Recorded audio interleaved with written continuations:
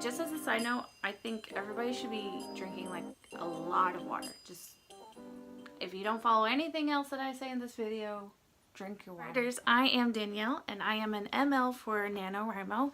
ML stands for Municipal Liaison, and that's what I do for Nano.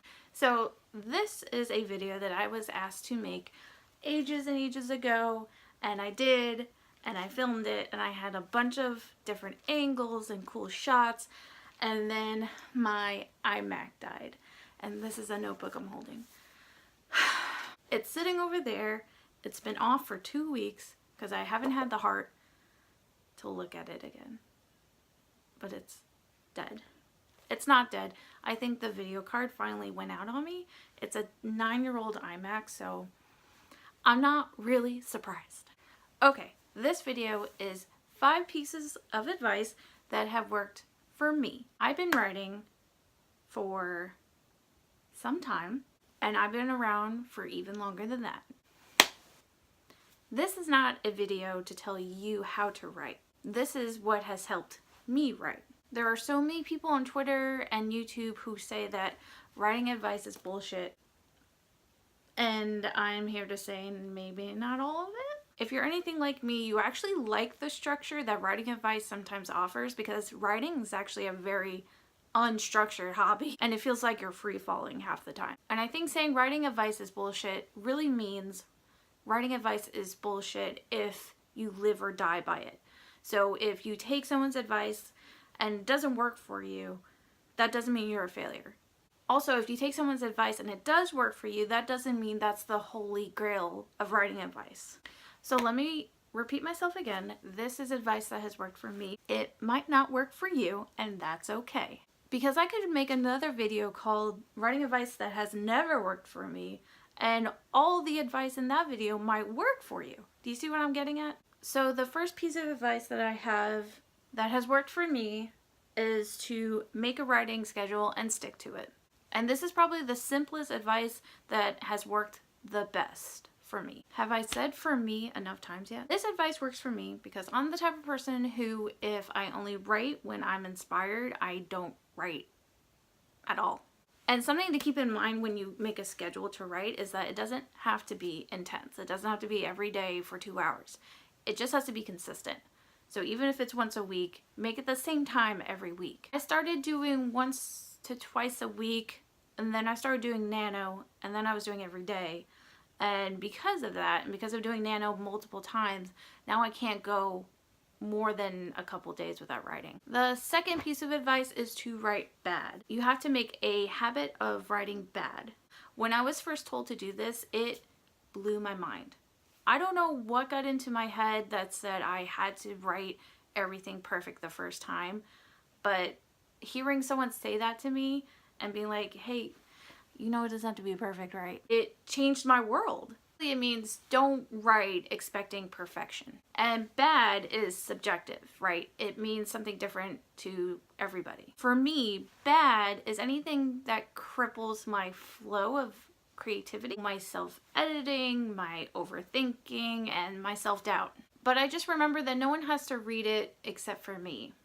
And hopefully when I do read it again, I'm in a healthy headspace. The more I write, and the more I read, and then I write, and then I read, this part gets a lot easier, and it's not as scary as it first comes across as. The third piece of advice is to inject conflict.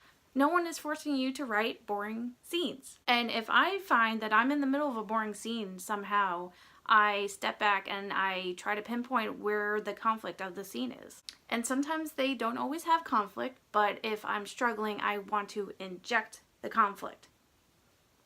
Put it in there. This does not mean sex orgies and murder and huge explosions.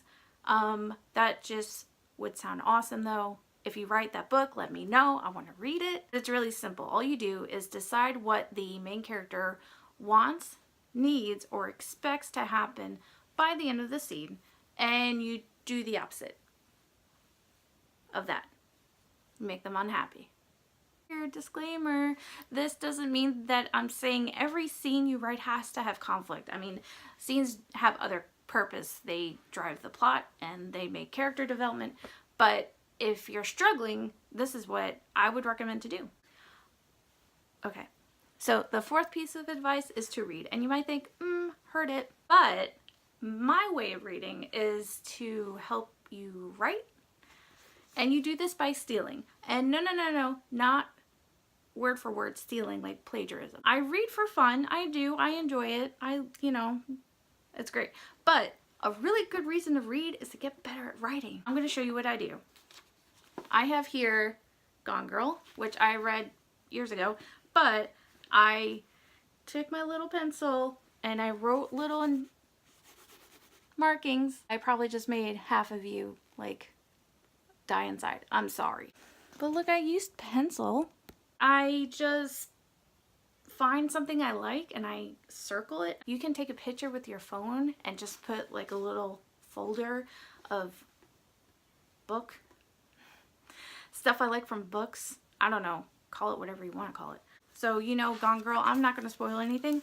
Obviously, you just need to know that it's two main characters. This is one of the main characters describing another main character. He has a great smile. A cat smile.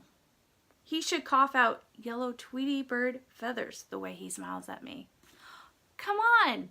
That deserves marking. That's how I read.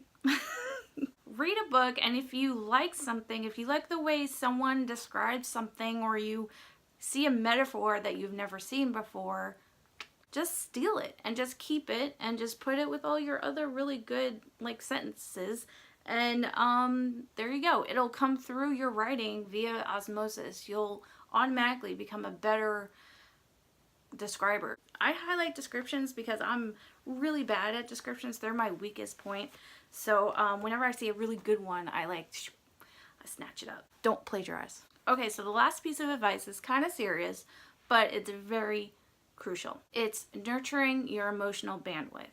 And I actually stole this from Alexa Dunn, and I will link her video describing this in the doobly-doo. It's that quote, "You can't pour from an empty cup." If you're too stressed from your day-to-day activities, your creativity is going to suffer. So you need to take time to see what refills your emotional bandwidth, what feeds your soul. What does your self-care look like? For me, it's cross-stitching, singing along to music in my car, and of course watching YouTube videos, which is why we're all here, right? The point is to take care of your soul, make sure you're emotionally available to write, and your creativity will reward you. So that's it.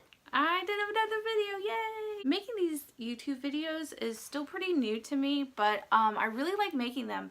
And I want to thank Amy for requesting this one and also getting on me when the first one failed, and she reminded me that I still hadn't made another one. If you tried any of the advice that I made in this video, let me know if it worked for you or if it didn't work for you. Thank you for watching and happy writing. Bye! This video is 5 pieces of advice. I need to look at the camera. What do I do with my arms? Does anyone know? This feels natural. Okay, let me just talk to you. Let's try that again. Be less weird. Go.